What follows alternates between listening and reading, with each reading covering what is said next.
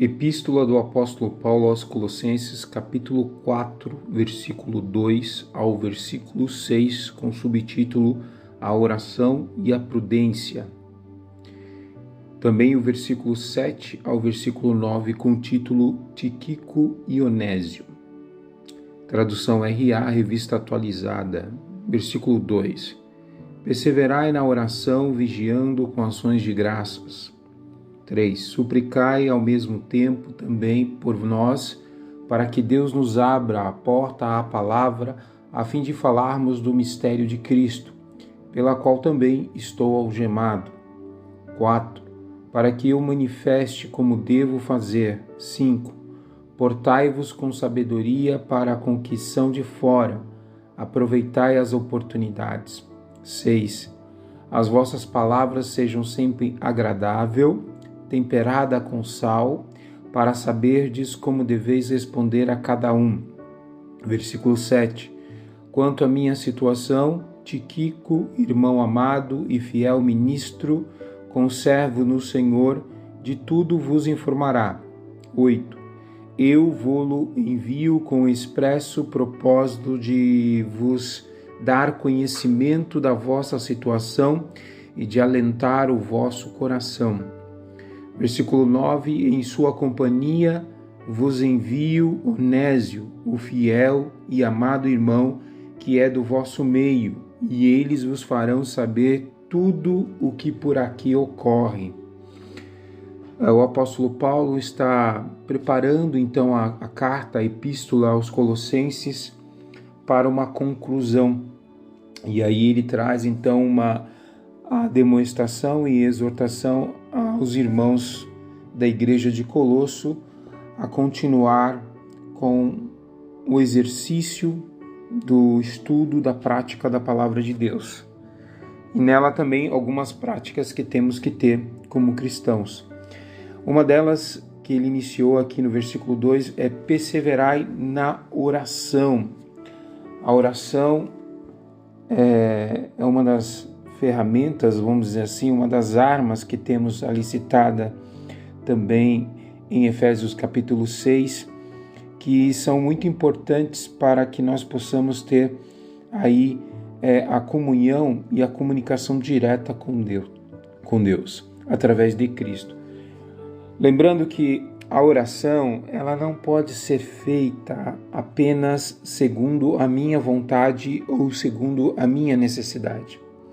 A oração ela deve ser pautada, respaldada pela palavra. Por isso que Jesus, em João capítulo 15, ele fala que se as minhas palavras estiverem em vós e eu estiver em vós, pedirei tudo o que quiseres e vos será feito. Parafraseando esse texto, se você lá ler João 15, ele fala que você estando em Cristo, você pode dar fruto. E que se você conhece Jesus, se realmente você conhece o reino, conhece a necessidade, a sua oração ela deve ser pautada dentro do contexto do reino. Quando você ora pautado na direção do reino, segundo a vontade de Deus, Deus normalmente atende esta oração, porque esta oração está pautada no reino dos céus. E aí o nome de Deus será glorificado e exaltado. É só você ler João 15, você vai entender isso, que aqueles que estão enxertados em Cristo, ele gera fruto. E ele é limpo pela palavra. E ele é mais limpo pela palavra que possa gerar mais fruto. Nós vemos então aí uma constância progressiva de santificação, a qual Deus vai nos purificando para que nós possamos gerar mais frutos. E diante disso, nós temos esta relação com Cristo, se nós temos esse conhecimento a respeito do que o reino dos céus necessita, então as nossas orações elas devem ser pontadas dentro da necessidade do reino. Se você ora pautado dentro do reino, dentro da palavra de Deus, pautado nas Escrituras, com certeza Deus responderá a sua oração. E aí o sentido de perseverai é de fato você ter uma força que é incomparável à força humana. Não é uma oração pelo esforço humano, mas é a oração dada a qual o Espírito Santo te fortalece. Ele te leva a orar, a buscar a Deus, e nisso ele vai te auxiliando, te dando força, e aí você persevera mesmo diante da adversidade, mesmo diante das dificuldades. Deus, ele vai te dar força para que você possa perseverar na oração. Tá vendo?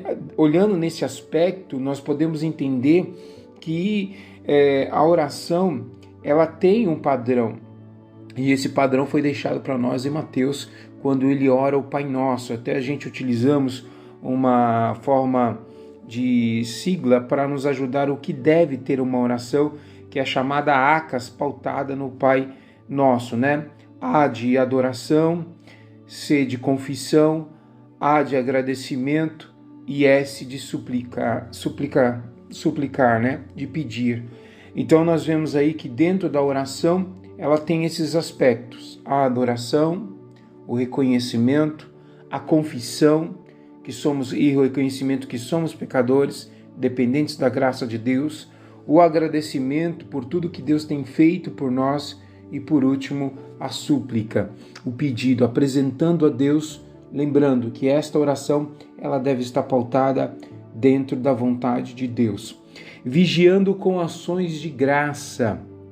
Vigiando é como estar como um soldado, atento, constantemente, a qualquer momento você pode ser atacado. Então, vigiando com ações de graças, está atento, sempre agradecido a Deus por tudo que possa acontecer, mesmo nos momentos mais difíceis da nossa vida, ou de adversidade, ou de perda, tá? Olhando isso, irmãos, a gente precisa entender que a história da igreja, a gente vê uma teologia triunfalista que prega, que ensina que você tem que determinar, que você é um super cristão e que a enfermidade não pode te pegar e que você vence o diabo e tudo isso, irmãos, são balelas, são falácias, são mentiras. É só você olhar a história da igreja, é olhar a história dos próprios apóstolos e discípulos que deixaram descrito aqui tudo que nós devíamos saber a respeito do Evangelho de Cristo e quais as consequências que o povo de Deus sofreu para que hoje nós possamos ter a palavra de Deus e então meditarmos aqui e sermos salvos pela graça e a misericórdia dele. Então, olhando para a igreja primitiva, que é o modelo para nós como igreja, nós vemos que a igreja ela foi perseguida. Muitas famílias cristãs foram colocadas dentro do Coliseu, foram devoradas por animais, foram pisoteados, foram carregados por cavalos, e nós vemos que, diante disso, nós vemos aí a preocupação secular do sucesso, da autopromoção, de o homem ser o centro, o culto antropológico, o prazer de ser adorado, né? A autolatria, o egolatria, o homem sendo o centro. E muitas vezes 80%, 90% das nossas igrejas aqui no Brasil está seguindo essa teologia equivocada, distante do que realmente de fato está sendo pregado no Evangelho. Porque se você olhar no princípio da conversão, a primeira coisa daqueles que estão em Cristo Jesus é negar a si mesmo. A primeira coisa, negar a si mesmo, né? Para que Cristo cresça e eu diminua. Tanto o apóstolo Paulo como todos os outros discípulos têm esta visão e esta consciência de si mesmo, que deve negar a si mesmo e carregar a sua cruz. Carregar a cruz é sinônimo de sofrimento, é sinônimo de dificuldade. Mas você fala, mas eu quero ser feliz. Olhar para este mundo e esperar alguma coisa de felicidade neste mundo é algo efêmero, passageiro.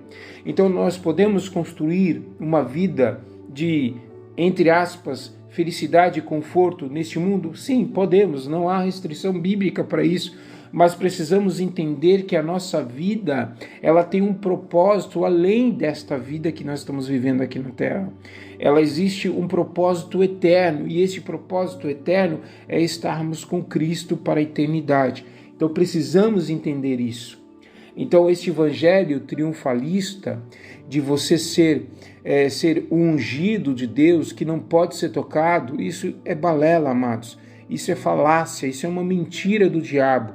Você pode ser tocado. Você pega o exemplo do apóstolo Paulo, que teve as visões que ele diz que não conseguiria expressar de forma inteligível pela linguística, e que Deus colocou aí o diabo literalmente para esbofetear ele. Ele ora, intercede, pede para Deus o livrar desta circunstância constrangedora e difícil, apesar de todas as lutas que ele vinha passando já pelo evangelho de Cristo, né, de fato. E Deus diz para ele apenas que a minha graça te basta. Ou seja, que a graça de Deus, o favor de Deus, basta para que Paulo possa suportar. E quando o apóstolo Paulo escreve tudo posso naquele que me fortalece, de fato ele expõe que ele pode tanto naquilo que ele tem na abundância quanto naquilo que ele possa ter falta. Seja na vida ou seja a sua vida está correndo risco, tudo posso naquele que me fortalece. Então é muito diferente do evangelho que tem sido pregado nas igrejas, que criam campanhas da vitória, culto da libertação. Tudo isso, amados, tudo isso não tem base bíblica. Você não vê isso na história da igreja, culto de campanha, culto de libertação, porque de fato o que liberta o homem, que limpa o homem, é conhecer a palavra de Deus. E essa foi a insistência do apóstolo Paulo à igreja de Colossos, quando ele diz que nós devemos instruir, ter entendimento espiritual, adquirir a sabedoria na palavra de Deus e não pautado nas visões espirituais, para que ninguém venha nos julgar com pretexto de humildade, com cara de humildade, de piedade. Parece ser santo, parece que Moisés descendo do monte. É só ler Colossenses capítulo 2, versículo 18, Paulo fala sobre isso, e trazendo então nessas visões uma bagagem de ocultismo e misticismo, de práticas que estão voltadas segundo aquilo que o homem pode ofertar a Deus, e de fato o homem não tem o que ofertar para Deus. É Deus que na verdade se apresenta para nós através de Cristo Jesus, com o objetivo de nos reconciliar com Ele e para então destruir o efeito do pecado sobre nossa vida, porque o pecado não tem mais domínio sobre nós, e hoje nós temos então a oportunidade de sermos livres. Por isso que João comenta, conhecereis a verdade e a verdade vos libertará. Essa é a verdade, este é o evangelho que deve ser pregado, tá? Versículo 3, suplicai ao mesmo tempo também por nós, para que Deus nos abra porta à palavra, a fim de falarmos o mistério de Cristo, pelo qual também estou algemado, para que eu manifeste como devo fazer. Então veja que o apóstolo Paulo põe à disposição da igreja de Colossos, como também da igreja de Laodiceia, porque esta carta vai ser apresentada também a ela, e nós vemos então que ele coloca à disposição deles, para que eles venham suplicar, clamar, orar, chorar, para que Deus abra a porta, a palavra, para que ele venha então explanar, explicar, ensinar, instruir sobre os mistérios de Cristo, porque naquele momento que o apóstolo Paulo está escrevendo esta carta direcionada à igreja de Colossos, ele está preso em Roma, preso em domicílio, e ele não pode sair. Tíquico, então, é que faz o papel de levar estas cartas, de anunciar o estado do apóstolo Paulo, trazendo então o conforto, o consolo à igreja de Cristo. E aí ele então pede para que eu manifeste como devo fazer. Paulo tinha muita preocupação, era um homem muito inteligente, que tinha um conhecimento, uma bagagem teológica do Velho Testamento muito profunda, mas que de fato ele não usava nenhum recurso secular ou capacidade literalmente humana em relação ao ensinamento como fosse pautado pela prática do farisaísmo, mas sim por aquilo que ele havia aprendido no deserto com Cristo, ressurreto, a qual ele recebeu do próprio Cristo o ensinamento a respeito da graça de Deus. Por isso, então, que estamos aqui trazendo tudo isso que o apóstolo Paulo pede à igreja de Colossos, que suplique, que ore, tá? Versículo 5 ele diz: portai-vos com sabedoria para com os que são de fora e aproveitai as oportunidades. O apóstolo Paulo ele está ensinando a igreja de Colossos, porque muitas vezes nessas práticas espirituais que dá a ideia de uma santidade, de uma supremacia espiritual, a qual as pessoas se tornam intocáveis, se tornam o guru daquela instituição, e as pessoas então não podem nem estar tocando nelas, né? Existe toda uma proteção para aquelas pessoas, e muitas vezes elas fazem a acepção diferente do que o apóstolo Paulo está ensinando aqui no versículo 5. Portai-vos com sabedoria para com os que são de fora e aproveitai as oportunidades. Quantas vezes eu pude ser ensinado que muitas vezes porque você agora é de Cristo, então você não pode se relacionar com os pecadores, porque os pecadores são pecadores e você agora é um cristão. Amados, isso é um erro. Nós olhando para Cristo mesmo nos evangelhos, nós vemos que Jesus Cristo foi chamado de beberrão, comilão, andava com pecadores, com prostitutas e publicanos. Veja que Jesus disse que os sãos, aqueles que estão pautados em suas visões, aqueles que estão pautados em sua religião, na sua instituição, como algo, como uma porta que pudesse salvar, eles de fato são pessoas sãs dentro da sua visão e já receberam o seu galardão e não tem nada a ver com Cristo. Mas aqueles que compreenderam que são pecadores, miseráveis, que são dependentes da graça de Deus, esses de fato precisam de Cristo, precisam ouvir a palavra. É desses que nós temos que se aproximar.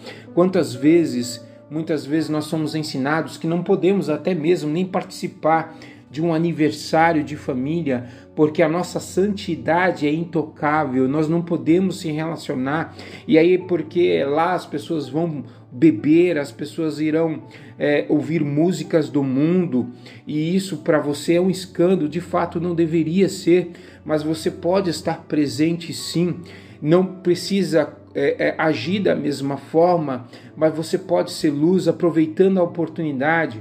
Se a família sabe que você é uma pessoa que tem uma palavra, que tem a sabedoria e que tem o temor de Deus e que de fato vai aproveitar a oportunidade para anunciar o evangelho naquele aniversário, naquela festa, para abençoar muitas vezes a família e o aniversariante, eles vão te dar a oportunidade, e a oportunidade de pregar o evangelho, não de apontar o pecado das pessoas, mas de anunciar o amor de Cristo para todos. Por isso que Paulo diz: portai-vos com sabedoria.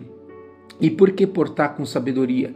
Porque sabedoria é você aprender, saber como conviver com todos, mesmo numa festa, mesmo num aniversário, mesmo numa situação de trabalho, você saber como lidar com as pessoas, como argumentar de forma sábia, inteligente, a qual você não venha machucar as pessoas, mas que elas possam entender que você tem uma voz de sabedoria, a qual quando você abre a sua boca, traz paz, traz tranquilidade, preenche o vazio das pessoas. Muitas vezes nós temos esta oportunidade e muitas pessoas às vezes depois te procuram em particular porque precisam mais se aproximar de Deus. Então aproveite a oportunidade com sabedoria, instruído pela palavra, pregue a palavra, tempo e fora de tempo. Você vai ver isso lá em Efésios, né? Deixa eu ver aqui onde está o versículo Efésios 5,16, que pregue a palavra a tempo e fora de tempo.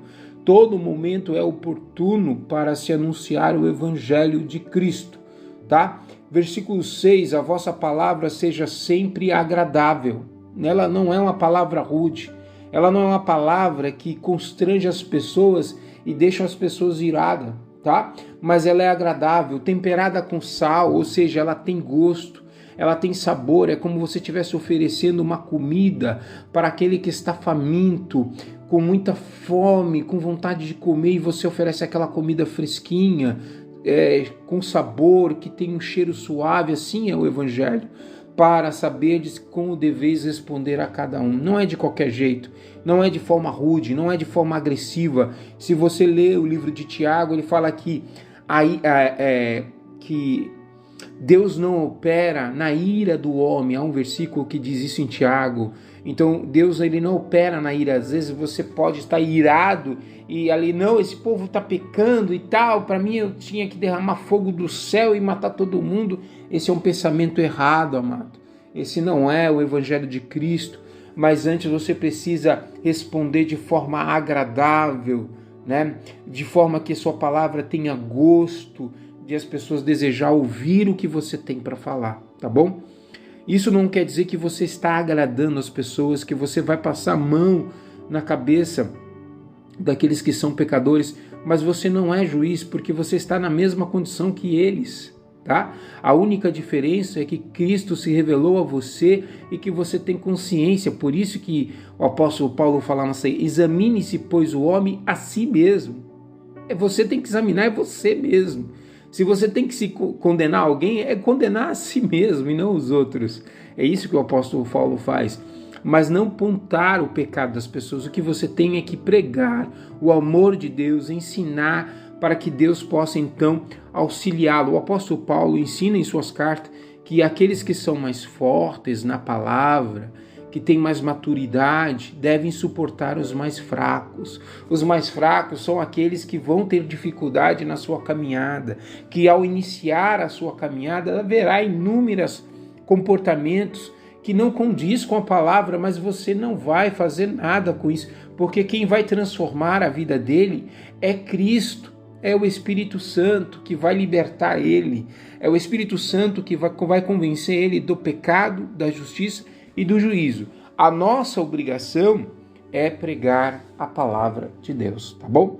Tíquico e Onésio, versículo 7 e versículo 9. Quanto à minha situação, Tíquico, irmão amado, aquele que está ali próximo, fiel e ministro, conservo no Senhor, de tudo vos informará. Interessante aos adjetivos que o apóstolo Paulo dá ao nosso amado irmão Tíquico. Ele fala amado, normalmente é aquele que é do coração, fiel. A expressão fiel aqui, amados, não é no sentido de que ele dá dízimos e oferta. Dar dízimos e oferta não tem nada a ver com fidelidade. É outra ideia de ensinamento equivocado, falácia, heresia. Fiel é aquele que prega o Evangelho de Cristo. O que Paulo está dizendo é que Tíquico prega o Evangelho de Cristo, que prega a verdade de Cristo. E não só prega, porque ele diz que é ministro, ou seja, ele é servo, ele é aquele que serve. Então, ele tem a palavra de Cristo. Então, quando Paulo ensina esta palavra, ele dá este adjetivo, que Tíquico é fiel porque ele prega o Evangelho de Cristo. Ele não é como aqueles que estavam em Colosso, que estavam tendo visões e desejando fazer culto aos anjos e criando situações e restrições de culto ascetismo para que as pessoas pudessem ter restrições e proibições, mas que na verdade Tíquico iria pregar a verdade que é Cristo. Então por isso que ele usa a expressão fiel. Fiel não é a conotação de oferta e dízimos. Você pode dar oferta e dízimos e ir para o inferno, tá? Isso é fato. Fiel, que a Bíblia traz aqui, é aquele que de fato prega o Evangelho de Cristo. Lembrando, fazendo uma ressalva, o dízimos e a oferta está aí para ajudar o povo, ao sustentar o povo, a dar suporte ao povo e não a construir patrimônio, tá? Se você olhar dentro do contexto, você vai ver isso aí, tá bom? Que o dízimo e as ofertas no Velho Testamento, nós vemos aí a questão do dízimo, é bem forte, está relacionado ao povo de judeu para o sustento dos sacerdotes, dos órfãos e das viúvas, tá? A oferta, que tem aqui na igreja. Se você ler na história da igreja, você vai ver que muitas vezes as pessoas até vendiam suas propriedades para ajudar os necessitados e não a construção de templos. É tanto que os nossos irmãos em Roma congregavam em casa. Epáfras aqui em Colossos não fala de templo. Eu não sei se eles congregavam, a gente vai olhar mais para frente, vamos ver se eles congregavam em casa. Mas a maioria de alguns irmãos congregavam em suas residências, tá? E aí discutiam a palavra de Deus, às vezes nas sinagogas, nos areópagos, que era onde Paulo discutia e ensinava o evangelho de Cristo, tá bom? Continuando, não estou dizendo que você não deve ir à sua igreja no seu templo, não é isso. Eu estou falando a respeito disso, não vou entrar no assunto, no mérito agora, sobre oferta e dízimo, porque não é o assunto atual que nós estamos pregando, mas falando sobre a palavra fiel, fiel é porque ele prega a palavra de Cristo. Versículo 8, eu vou envio como expresso o propósito que devo dar conhecimento da nossa situação e de alentar o vosso coração. Então, Tíquico iria até a igreja de Colossos, levar esta carta, ministrar sobre ela e falar sobre que Paulo para consolar a igreja lá. Em sua companhia vos envio Onésio, fiel e amado irmão que é do vosso meio. Ele vos farão saber tudo o que por aqui ocorre. Onésio foi um escravo que, ao fugiu, né? Por isso que ele era do meio de Colossos, ele era escravo, e literalmente então ele se converte a Cristo, ele aprende com o apóstolo Paulo, com Tíquico, e Paulo também dá a denominação a ele como adjetivo fiel e amado. Onésio também é um homem que prega a palavra de Cristo. Então, quando Paulo dá esta ideia de fiel, é porque ele prega a palavra de Cristo. Amado, porque realmente está relacionado com Cristo, enxertado em Cristo, tem o cartão de visita chamado amor, que é Cristo Jesus, que é do vosso meio. Ele fala que saiu de vocês. Eles vos farão saber, então eles vão falar tudo a respeito do evangelho de Cristo, porque eles são fiéis. Por isso que o apóstolo Paulo chama a atenção no capítulo 4, no versículo 1, a respeito dos senhores. Senhores, tratai os servos com justiça e com equidade, certos de que também vos tendes Senhor no céu. Falando a respeito daqueles que eram empregadores ou que eram de fato senhores, porque aqui era permitido ter escravos, e nessa época pela lei secular, e que eles fossem justos e que fossem igualitários, praticassem a isonomia, algo igual a todos, mas que fosse honesto com eles e que agisse de forma adequada. Então, para esses senhores que teriam escravos e são cristãos, que eles perdoassem então os seus escravos e que de fato vivessem em conjunto como comunidade, como igreja, né? Que bênção, graças a Deus por isso o apóstolo Paulo tomou este cuidado. Vamos orar e agradecer a Deus. Pai, nós te agradecemos pela tua palavra, por isso estamos aqui expressando o teu agradecimento a ti por esta palavra, a qual nós entendemos que devemos perseverar na oração, a oração pautada segundo a tua vontade, segundo o teu reino, segundo as tuas promessas, e que precisamos, não só por isso, mas devemos clamar e chorar para que Deus possa usar homens e mulheres que possam trazer a palavra de Deus, que de fato venham trazer o evangelho de Cristo na sua fidelidade, e que não venha trazer mistura, nada misturado com um secularismo, ocultismo, misticismo teológico, mas que de fato possamos ouvir a verdadeira palavra de Deus, que faz então em nós levar-nos ao arrependimento e que também faz surgir a fé em nossos corações, trazendo o conforto e o consolo para as nossas vidas. Pedimos, Senhor, a tua graça em nome de Jesus. Abençoa cada um e que cada um possa entender a tua palavra conforme o teu Espírito Santo venha testificar em nossos corações. É o que nós te pedimos em nome de Jesus. Amém. Que o amor de Deus, a graça do nosso Senhor e Salvador Jesus Cristo e as doces consolações do Espírito Santo sejam com todos e todos digam amém. Paz, Deus abençoe o teu dia, um ótimo dia. Paz.